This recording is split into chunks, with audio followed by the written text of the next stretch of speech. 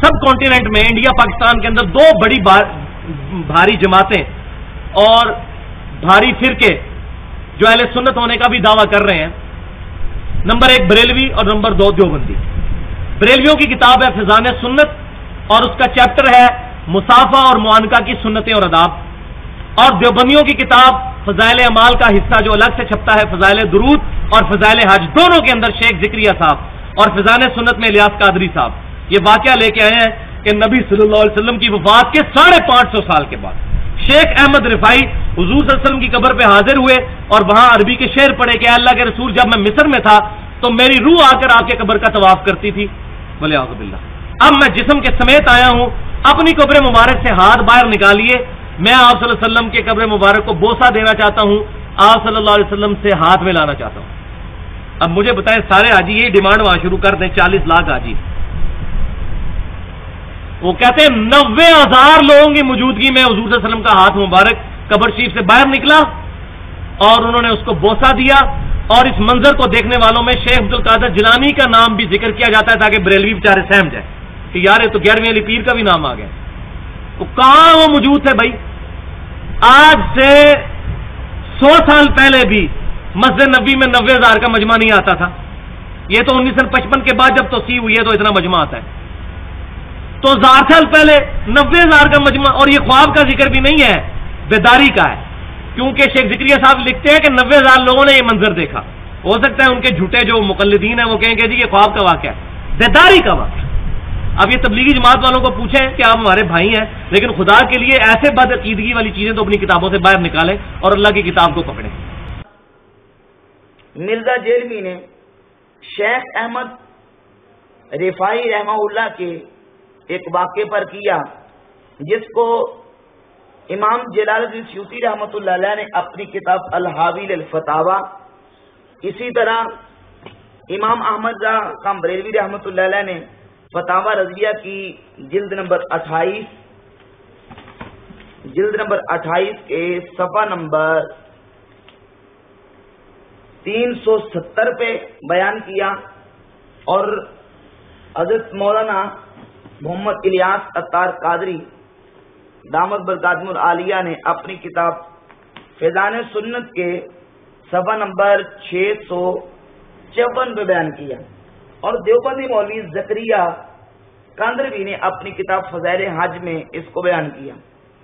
अब इमाम सयूती रहमतुल्लाह अलैह की किताब अल-हाविल अल-फतावा इस हिकायत को बयान करने में एक माखिज़ की हैसियत रखती है।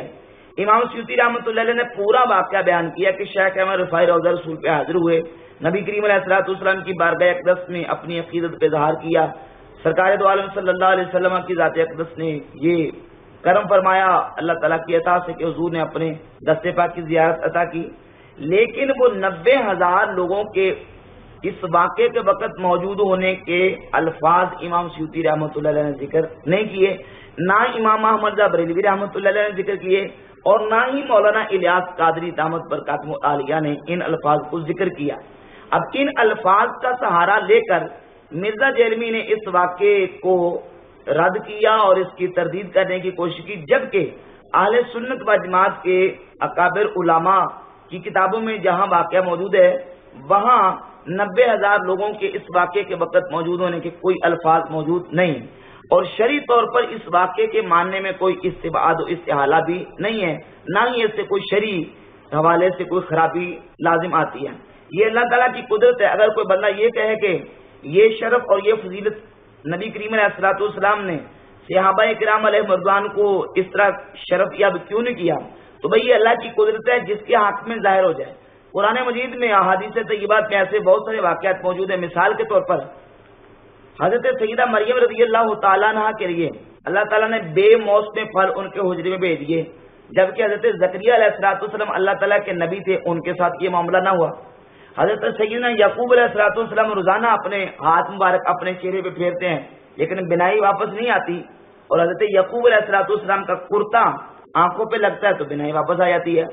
सय्यदा आयशा सिद्दीक़ा रज़ियल्लाहु ताला अन्हा नबी करीम अलैहिस्सलातु वस्सलाम के निकाह में मौजूद है, लेकिन बावजूद इसके उनके यहाँ एक बेटी भी पैदा नहीं हुई, जबकि हज़रत मरियम रज़ियल्लाहु ताला अन्हा निकाह के बगैर ही ابھی نکاح نہیں ان کا ہوا تو اللہ تعالیٰ نے ان کو عیسیٰ علیہ السلام کی صورت میں بیٹا عطا فرما دیا.